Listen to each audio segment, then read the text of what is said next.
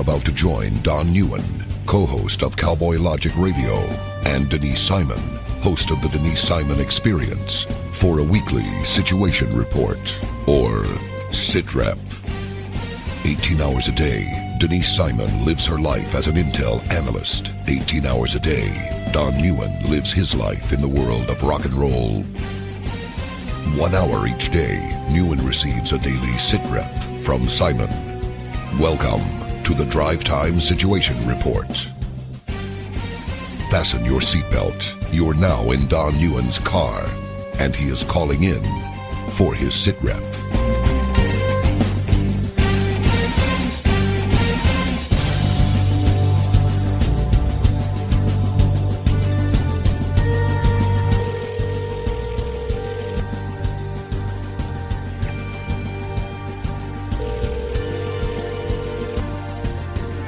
Smello.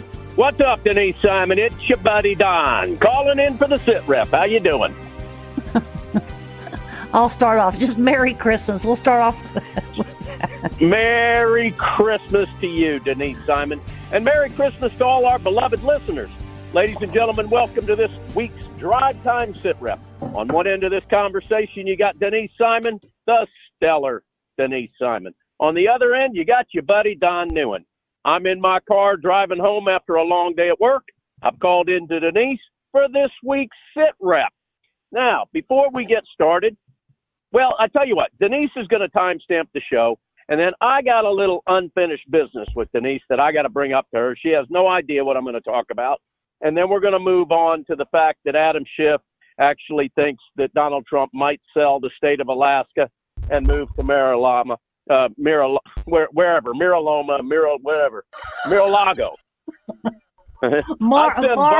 Mar-a-Lago. Yeah, there we go. Hey, I send buses into Mar-a-Lago, California, and they cost thousands of dollars every time I do. That's why I've got Mar-a-Lago on my brain. Anyhow, the latest thing obviously is that Donald's going to sell Alaska to the Russians to help him out with the 2020 election. I saw that coming. I don't know about you. So, Denise, let's timestamp the show, and I got a little bit of unfinished business that we got to take care of. So I'll come back after you. All right. Well, it's 8:31 p.m.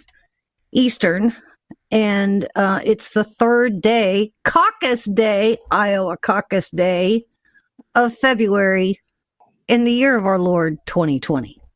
All right. Very well done. Very well done. Had to take a sip of cold coffee. Denise, the unfinished business that I have is in response to a response that you made to one of my posts on Facebook last week that had to do with following the money trail in discussing John Bolton and his, I believe it was $155,000 that he was given for a couple of speeches. That took place in 2018. Right. And you countered it in your very eloquent, clinical, never Trump mode. It wasn't a never Trump. But yes, it was. And I'll tell you why it was. Because the video that you listed that Trump had received $115,000 from this schmuck Ukrainian took place in 2015. Now, if I'm not mistaken, Bolton was active in 2018 in the Trump administration. Yes or no? Okay. That's where I have the problem with the fact that Bolton got an astonishing amount of money for John Bolton for speaking on panels that were funded by one of these foundations of this good buddy of Hillary Clinton. It just seems a little suspect to me. And well, it was not a never Trumper. What I'm trying to do is really say that this is the way that, how do I put this? Foreign influence buys both sides all the time. I'm not saying that they bought Trump, and I'm not saying they bought Bolton either. but that's the way it works. And so I'll segue it to this, when Trump is earnestly inferring that Ukraine also interfered with our elections, the Democrats are saying, but to help Hillary win. Or to help, I don't know, whatever they're saying. And the Russians helped, the Trump win. Well, the point is, that's how they cause the chaos.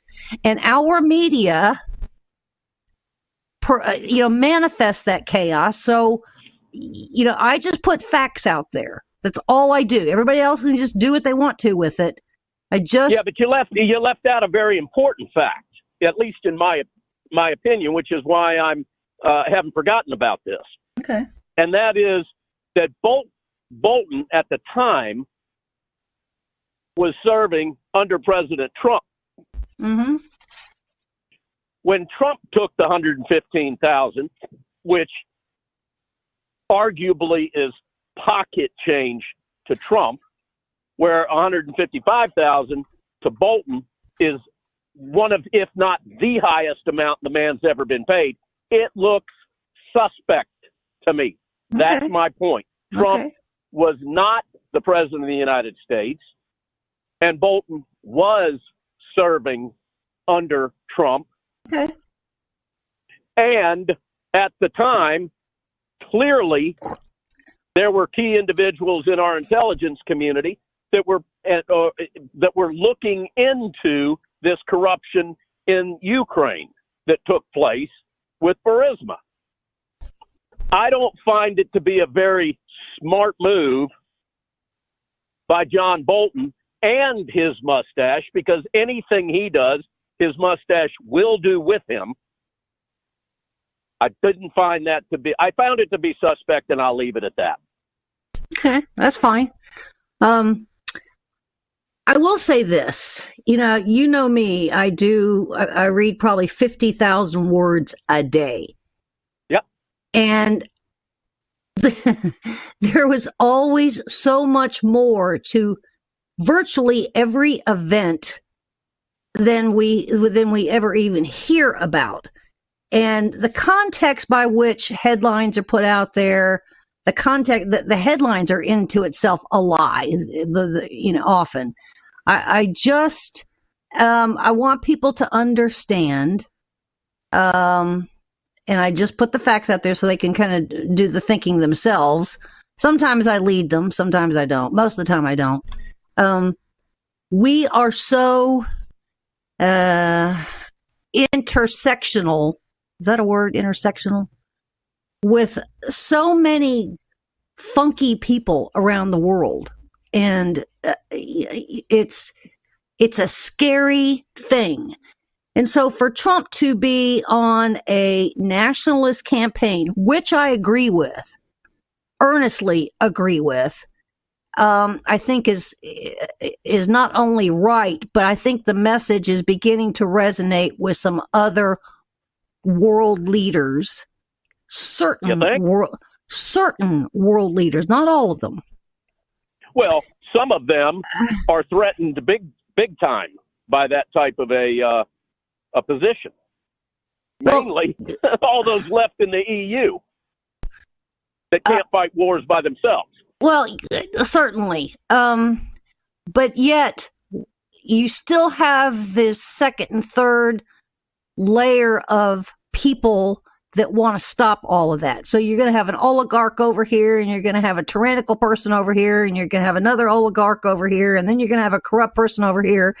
And so those things go on all the time. I have it in my bucket list, which will never be fulfilled, to sit at the State Department one day and sit by the telex machine or, whatever constant, communications device they have from all of the ambassadors and all of the embassies and all of the people that come in every day. And then the person distributes them to the appropriate desk, the Euro desk or the South Latin America desk. And I just want to kind of read them all just to kind of get a context of what goes on all day long across the world that we never hear about. Because whatever it is, it has to be terrifying. Has to be. Absolutely. Has to All right. be. Well, I want to leave the listeners with one last comment. John Bolton was paid approximately how much money in his position with the Trump administration? Just give me a ballpark. No idea. Ballpark. I don't know, $150,000. Okay. Well, he got paid $5,000 more by our Ukrainian oligarchs foundation. I just have a problem with where his loyalty might sit. Okay. Okay? So that's where I sit with Bolton and his mustache. Now, did you see last night in the Super Bowl how Sam Elliott absolutely shamed John Bolton and his mustache? Did you see that? I did. Touche Sam Elliott. Without a doubt, he, slapped Bolton's mustache completely off of Bolton's face. One more tidbit on the Super Bowl last night, and that is, how about that halftime show, Denise Simon? Let me tell you something. That was a 20-minute crotch shot if I ever saw one. Production was good. The production was very good. Yeah, I mean, there were drones in that, and the lighting was good, and all of those, technical things were pretty cool. Did you expect a 20-minute crotch shot, Denise Simon? I did. Oh, you did expect that? Oh, absolutely. No, you did not. No, I did. You did not. I sure did. You did. I didn't want it. I didn't want it, but I expected it. No, not that much of a 20-minute crotch shot.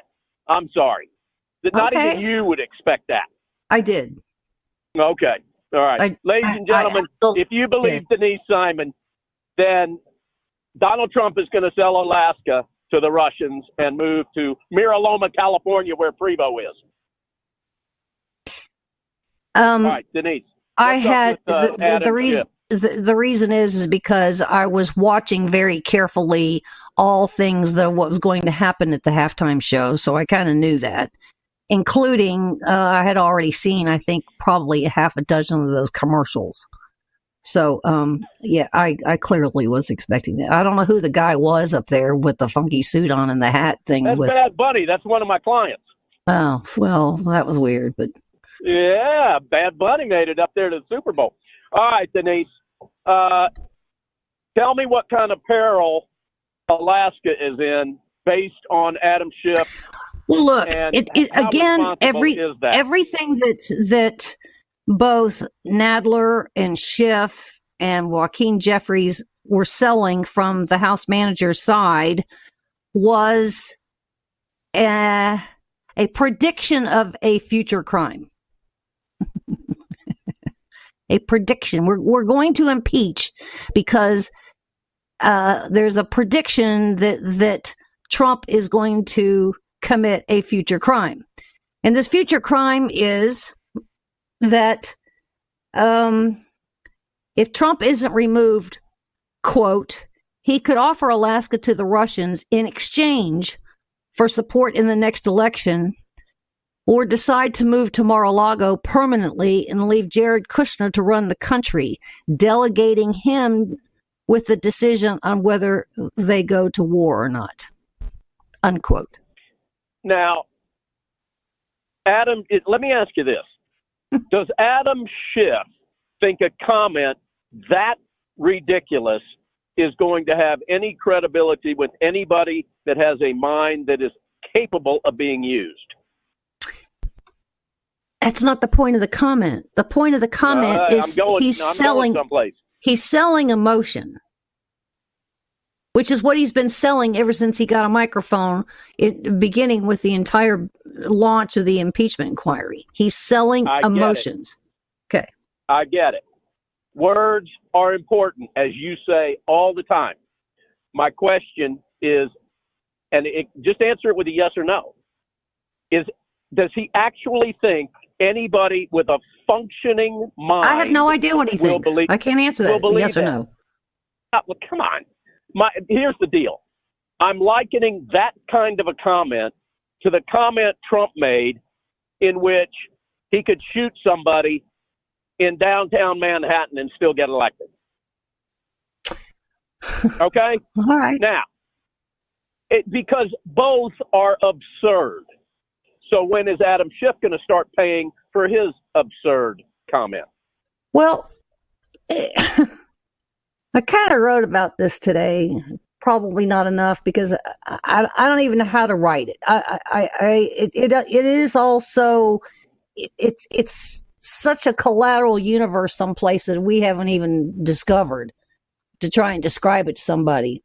But I would say this: at some point, I believe that the House Freedom Caucus or even some in the Senate need to put out a statement, and maybe it ought to begin with Liz Cheney because she's going to come into a powerful position here in the House, that there should be a no confidence vote for Nancy Pelosi as Speaker, and that Adam Schiff should be stripped of his security clearance. Okay. I'd love to see that happen. I would start right there with those two things. But all of these things go into the congressional record. So, and I've read a pile of congressional records, and what led me over there was Burisma and Biden. And it's really quite, I mean, what goes on some days in Congress is so ridiculous that the congressional record reads like the Sunday edition of the New York Times. I mean, it's that many pages. Well, and it's that embarrassing too. Well, it is. And so for us to think that these people in Congress don't know certain things that go on the Hill is false, because they do, or they have access to it. I mean, they may not show up every day when somebody gets on the House floor or the Senate floor. You know, you may get some, senator out there speaking to 3 people. Nobody else shows up. Yeah, But they never show you the rear view camera. No.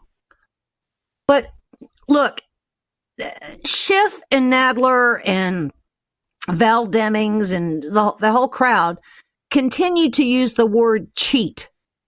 And I would argue that Schiff is cheating people's intelligence, least of which is ours that are watching this. And then by contrast, you get somebody up there like today with Ken Starr, who is making some closing arguments.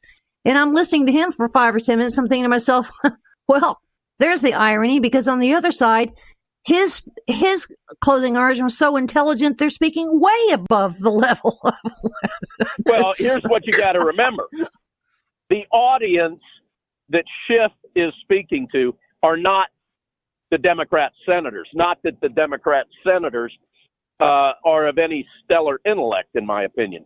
He's speaking to the Democrat voters. So he's got to talk in stupid language.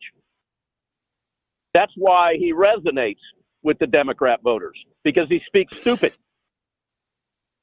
Ken Starr is getting up there articulating as someone you would expect to appear in a trial as such, just like the rest of the Trump defense team. They all blew the freak show from the House out of the water, in my opinion. But they're speaking to a different audience. They're actually speaking to their fellow senators, or to the senators, and they're speaking to Trump voters and Republicans and conservatives and independents that actually use the gray matter. Schiff isn't talking to any of us. He's speaking stupid to resonate with his voter base. You agree? Yeah, I mean, I guess in principle I do. All right. So we don't have to worry about Alaska being sold to the Russians or traded to the Russians for Trump to get reelected. I quite frankly don't think he would need to do something that drastic. How about you? I mean, I don't even. It's the absurdity, and I don't even know that word's adequate anymore. It can't be measured. I mean, I don't think a slide rule or some supercomputer someplace can calculate the absurdity on some of the things that both Schiff and Nadler said. And I will tell you this: I'm not as offended by what Schiff said as I am by what Nadler said when he accused the Republican members of the Senate of treachery. I mean, I didn't think I could dislike anybody more than I did do Nadler, but I do. Yeah, I don't know if it can be measured. I think this man is a cunning, manipulative, avaricious individual. Yep, one of many. I thought they all were, to be honest with you. And I'm still trying to find a hairstyle that I actually like out of any of the House managers, because they're all pretty bad. Listen, we've only got a couple of minutes before we need to go to break. Talk a little bit about your thoughts on what we learned today about Rush Limbaugh. He's been having some breathing issues. He went to the doctor last month, thinking that he may have just had the flu or something, and he did not get the diagnosis, I think, that he got. And he had been dispatched to see two other experts in the field, which he did. And he may have, here in the last couple of days, just gotten the final results. But some are saying it's class 4, stage 4 cancer of the lungs. Others are saying advanced. I don't know. I didn't hear it. I've read a couple of things, but I'd really rather hear it come out of his own mouth. But he too may have. What he said was advanced. That's the part that I did hear. I didn't know if he expanded on it enough, but or more than that. But 69 years old, and he's a firebrand, and he's a firebrand that we have come to expect to be there every day. If we miss him, listening to him one day, we are gratified to know that he'll be there, that we'll be there the next, and he'll be there every day for us. He's committed to, truths and predictions. He's a generous man to a fault. He wants the best for this country as a total. I think the last generous measure that he did was the Betsy Ross t-shirts. Yep. And so I'm also seeing a couple of Democrat left-wing media people that were a little actually disturbed about it too. So I think some of them measure their work their work output by his high level, whether they like him or not. I agree. They still kind of use him as a thermometer. Well, it was a sad day in the world of conservatism for us all to find out about this. I pray that his strength is off the charts, and that his family can be as strong in supporting him. Ladies and gentlemen, you're listening to the Drive Time SITREP with Denise Simon. My name is Don Neuen. We will be back in 2 minutes.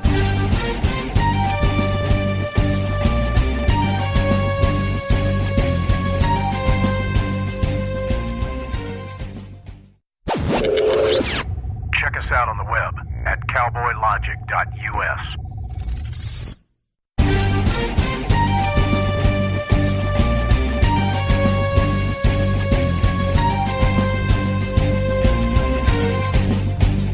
Welcome back to the Drive Time Sit Rep, ladies and gentlemen. My name is Don Neuen. We've got on the other end of this phone call Denise Simon. I am careening down I-20, headed west on my way home from work today, and you're part of the ride. Denise, you know, I kind of monopolized that first segment with a number of subjects. I'm going to let you have the long segment. You go where you want to with it. Well, I've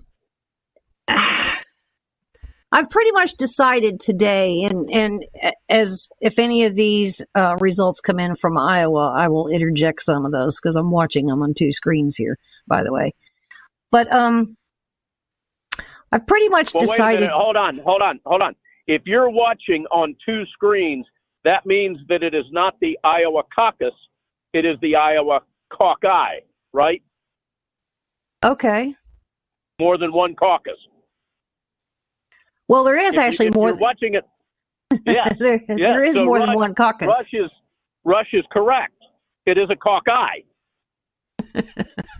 Okay. Right.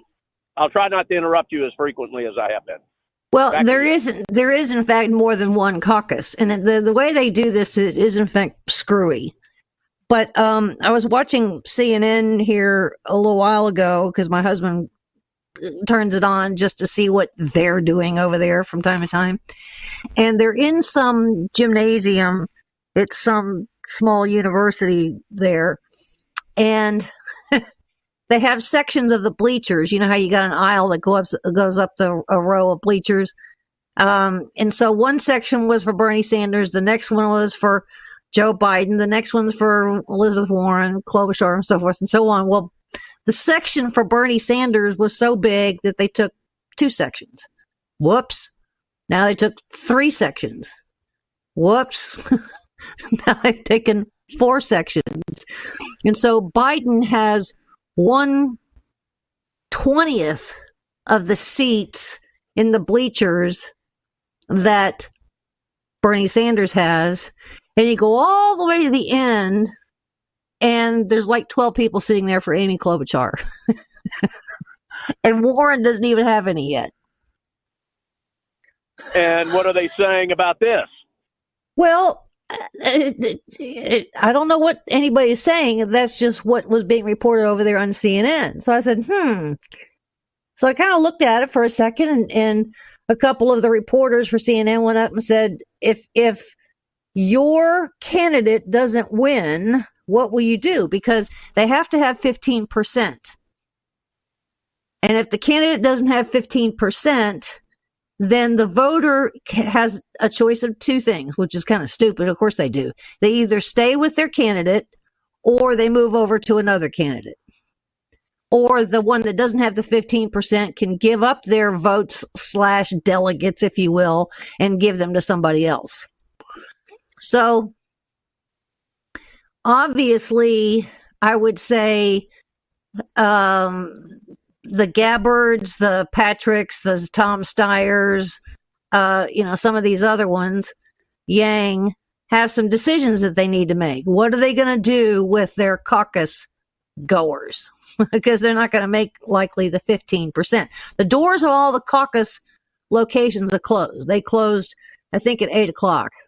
So the doors are closed, and then the caucus goers can get up and speak to that caucus, or the candidate, if the candidate happens to be there, they can speak to the caucus. Because some of these people they show up and they don't know what to do. They haven't made their decision yet. So some of them are just kind of wandering around and they don't know. So this. Let me ask you this: Where is Bernie Sanders' rock band of the night sitting? I have no idea. I haven't seen that yet. Oh, okay. I have not seen that yet. But this is the screwiest thing. It's virtually like go stand over here if you're for Klobuchar, and you go stand over here if you're for Biden, and you go stand over there if you're for Sanders. And so whichever one has the biggest one, they're the winner. There is no vote. It's physical huddled body masses. Who's got the biggest huddled mass. It depends upon which caucus location you're at, too. That's the other screwy thing. So, what if you're at the wrong caucus location? But you have to go according to where you're assigned, kind of like your precinct. Oh, my gosh. This could be a disaster. This could be like run by Democrat disaster. You know, and Iowa yet has one of the best senators that we have in Chuck Grassley. I mean, this guy has got some amazing staffers in his office. He's the most. He sitting? He's probably taking his nap. You know, he takes a nap every afternoon at 4:00. Did you know that? Regardless of what's going on. Years old. Can you blame him? Hey, let me ask you this: has he ever taken a nap on the Grassley Knoll? I haven't asked him. That was pretty funny, Denise. Come on. Oh, okay. Well, I mean, if he wanted to go to Texas and Dallas, I guess he may have. Well, I sure as hell have no desire to go to Iowa and stand in a huddled mass. Plus, it's freaking cold. Huddled mass. Iowa's a cold place in the winter. I mean, cold. Right, so, listen, by the time this show airs, the State of the Union will have taken place because this show airs on Wednesday night for the first time. So, right. Actually, it may play Tuesday night during the State of the Union. Now, what angle do you think Trump is going to take at this State of the Union, given the fact that the Iowa Huddled Mass Caucus is taking place tonight, State of the Union's tomorrow, and then Wednesday they're voting to whether or not they ought to impeach him because he's a terrible, terrible man. I think his message is going to be he's not going to talk about impeachment at all. I hope he went outside and got some really good speechwriters for this one because I think this is the most pivotal State of the Union that he could possibly make. And so I believe from some indications that I am seeing here that he is actually going to speak to a national unity where, come on, everybody, let's all try and not be so mobilized in our own corners. Let's set the hate aside. Let's try something new here. Let's respect the Constitution. Let's respect truce. Let's respect each other. And let's all rally in our successes that we've had in the nation collectively. And let's take that baton and keep moving it into 2021, 22, 23. You see what I'm saying? I think that's where he's probably going to go. That he's going to invite the left to stop the nonsense. And, you know, obviously I hope he says it nicely and gracefully. But I think that some of the words or the way that it's written could in fact be a real embarrassment for some of these Democrats if he says it right, if the speechwriters write it the right way and he sticks to it. He doesn't come off message. Well, we can hope for that for both things, that the speech makes the Democrats look like the fools they are and he sticks to it and gets all the points across as he should. Now, I am looking forward to some of his ad-libbing, as I do every time he speaks. Denise, do you have any idea of once the election is over, and let's go under the assumption that Trump will be victorious,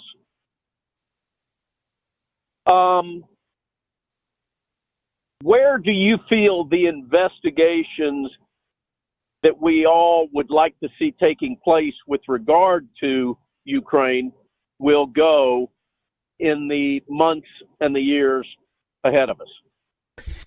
Well, I think Ukraine will only be one spoke of this wheel.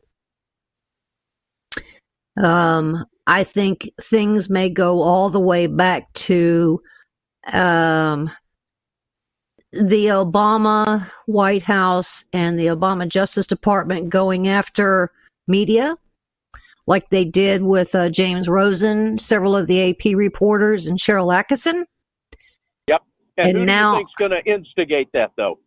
Who's going to instigate that investigation? Well, I believe, and then of course it will include Crossfire Hurricane, and it'll go forward all the way to Mueller report and all those other kinds of things. Because two significant things have kind of happened here in the last couple of days, and one is that Lindsey Graham has announced that he has underway a formal investigation into how this National Security Council, Eric Sharmella, Abigail Grace, and Sean Misko thing even happened into the Bidens. And once you start there, when you start peeling back, you end up kind of going backwards. And I think they're going to begin to uncover, and they have an awful lot of documents already. They're going to begin to uncover the genesis of an awful lot of things. The other fascinating thing is that Carter Page filed his lawsuit against the Democratic National Committee, Perkins Coie / Mark Elias, and Michael Sussman. Now, that was filed in the state of Illinois because under the Obama administration, much of the activities of the DNC and Perkins Coie was run out of an interesting little office that was set up in Chicago. So how interesting of a little office. Yes. And I think because of the lawsuit, which he asked for trial by jury, by the way, that begins the discovery phase. And in the discovery phase is where you can begin to lock down text messages, even if they're encrypted, emails, even if they're encrypted, testimonies, documents, contracts, all those kinds of things. And it's evidence production. So my gut tells me between John Solomon, Rudy Giuliani, and Carter Page, and probably George Papadopoulos, that they'll be coordinating with the Lindsey Graham team. So in other words, Lindsey Graham's become kind of a clone of the Mueller operation. Yeah, I was hoping that you would say that they would coordinate with him. Of course they would. Now, the other interesting thing that happened was John Solomon's laptop was stolen. Now, I heard about that. Now, I gotta. If John Solomon was standing next to me, I think I would kick him in the shins, because he left his laptop along with his White House press credentials clearance badges in a laptop bag in his SUV, which was, by the way, parked in a zone near the White House where those things where break-ins don't happen. But apparently this break-in wasn't your typical break-in of a car. They didn't smash a window, and they didn't use some kind of jimmy device to undo the lock. Apparently they used a jamming device to unlock the car. So they took his laptop, didn't take some cash. Apparently he had some cash in there too. Didn't take the cash. Wait a minute. A jamming device to unlock the car? You mean they did it wirelessly? Yes. Wow. Uh-huh. Which tells you it's a professional hit. They found, it sounds like an agency hit. Is that what you're getting at? Kind of, sort of. So they I don't know too many thugs that are walking around using I don't either. that kind of technology. But they found the laptop about a day and a half later on a picnic table or some kind of an outdoor table near the FDIC building, which is about a block and a half away. Ooh, creepy. Where there happened to be no security cameras. Even more creepy. I was going to say creepy again. They were able to recover the laptop, so they have it back.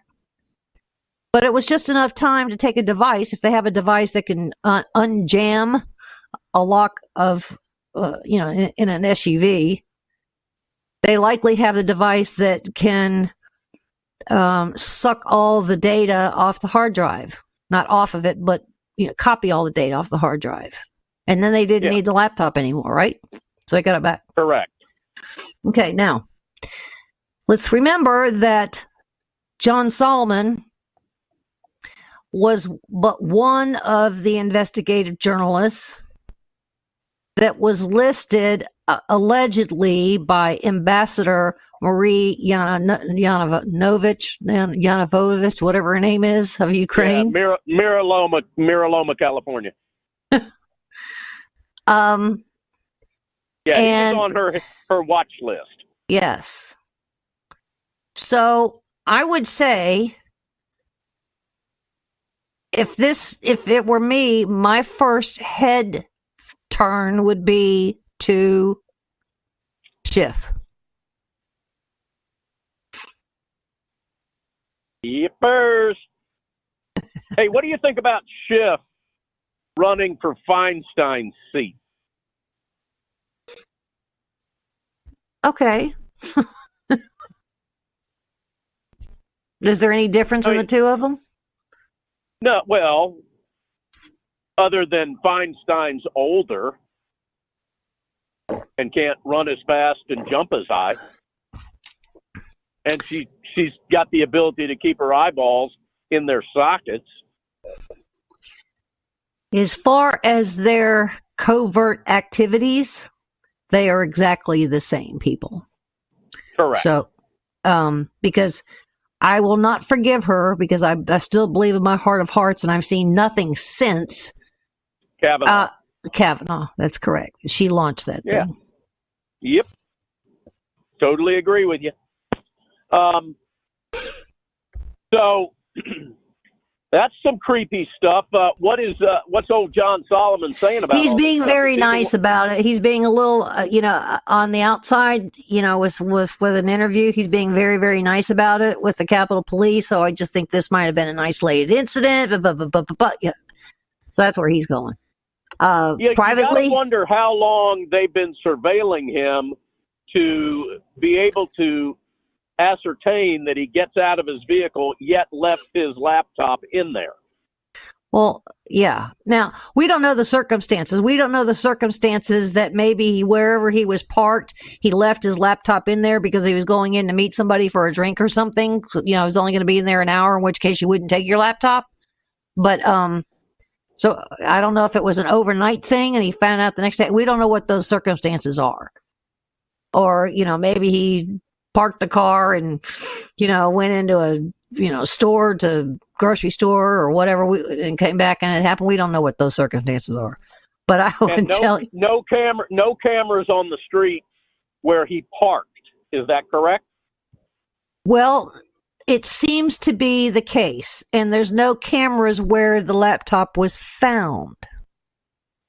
Isn't that weird, given the fact that in Washington, D.C., there's not a cubic inch of space that doesn't have a camera on it? Yeah, I'd like to see the police report. And I've poked around today looking for it. Not to say that, it would ever be in the public sphere anyway, but I couldn't find it. But that one scares me. Because that this cat's got investigations that are underway and conversations that are underway that he hasn't reported on yet because he's building stuff. You know what I mean? So that one scares me. I mean, it may not just be about Biden and Ukraine. He could be doing the same thing with, Gabbard or Schiff or Nadler or, Andrew McCabe. We don't even know what in the world he was all necessarily working on. Yep. I would say that Sarah Carter probably ought to keep an eye on her laptop. What do you think? Well, yeah, all of them. I'd be wearing it, kind of like a wallet, I'd be wearing it. Exactly.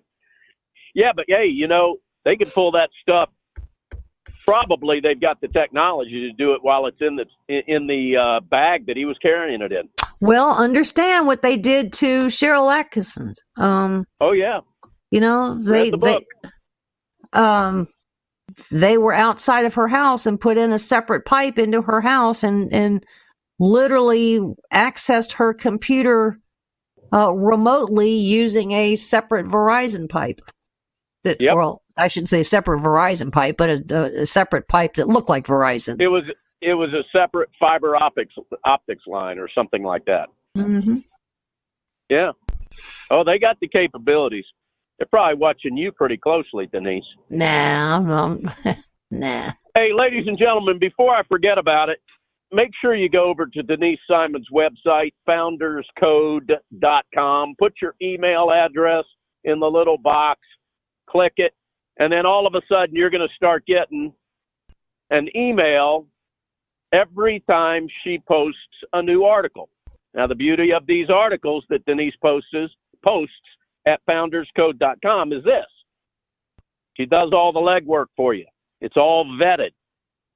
You can repost, you can copy and paste, you can quote, you can have discussions about it without any risk of looking like a goofball because you have sucked into one of the many blog websites that are out there that are just spewing forth mis and disinformation. So founderscode.com is a great place for you to go. She will never, ever sell your email address to anyone. And all you got to do to opt out is contact her if you don't want to get them anymore. But founderscode.com is a great website for you to go to and be able to go to it with full confidence. All right, Niece, you got less than 5 minutes. Where do you want to take us? Well, I did actually, over on Founders Code, I actually put it out today on how the immediate cover-up happened in Iran by the Iranian Revolutionary Guard Corps on shooting down the Ukrainian commercial airline. And the Iranian Revolutionary Guard Corps was at fault. They tried to cover it up among themselves. Then they found out that they couldn't do that because there were too many other things in play, and nobody had ordered commercial aircraft to be grounded because they tried to get in touch with whoever makes that order and couldn't do it. And then they kind of went into a panic because they saw an airline, so they gave the order. And Rouhani and allegedly the Ayatollah did not know anything about it. When they found out about it, Rouhani actually offered to resign. But the Iranian Revolutionary Guard Corps owns this one, lock, stock, and barrel. The recording actually came out between air traffic control, which is Iranian Revolutionary Guard Corps, and the pilot. The pilot actually saw, was talking to the tower and saying, "Look, I'm seeing these lights here. Well, what the heck's going on?" And he goes, "Well, we always have these things." And the next thing you know, the air traffic control went to talk to the pilot and couldn't get to him. There was no response. So there were, in fact, 2 missiles. So, wow. Yes. So I really, if there's truth to Rouhani and there's truth to the Ayatollah not knowing about it, and that they were going to hold some kind of tribunal and they were going to, hang somebody or sentence somebody in the IRGC, it appears that that's the case, but it appears too that the regime really did kind of confess. Now, the question is, what does Canada Britain. I mean, because there was passengers represented several countries, actually, but mostly Canada and Ukraine. What is Iran going to do for those people in those countries that perished? So that was kind of interesting. Wow. Then we have this Al-Qaeda guy that got arrested in Arizona. I saw it a couple times over the weekend, so I finally decided to dig into it today. And this cat is wanted actually by Iraq for two murders.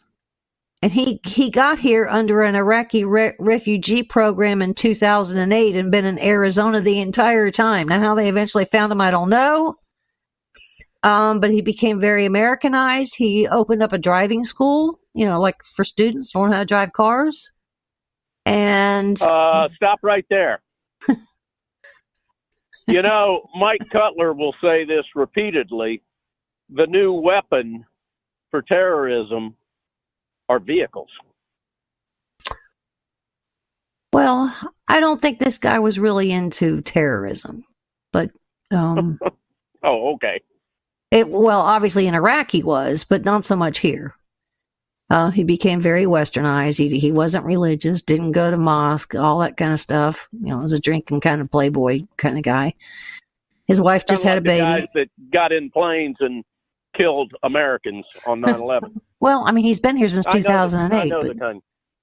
Hey. Anyway, okay. Iraq asked for him back, so we are working on extraditing this Al-Qaeda leader from Iraq back to Iraq from Arizona. He's been living there, just enjoying life all this time. Isn't that wild?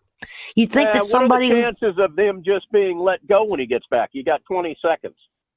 Well, they asked for him, so I don't think so. I think... okay. I'll believe that when I see it. Well, you're not going to see it, so whatever. But yeah, exactly. Kind of like all those in Qatar. Ladies and gentlemen, you've been listening to the Drive Time Sit Rep with the stellar Denise Simon and a rather pissed off Don Neuen. We sure appreciate the fact that you've joined us. We hope you'll share the show, tell your friends about it, and go check out Denise Simon's website, founderscode.com. Denise, take us home. Okay, well, thanks for being with us. Thanks for listening, and God bless America.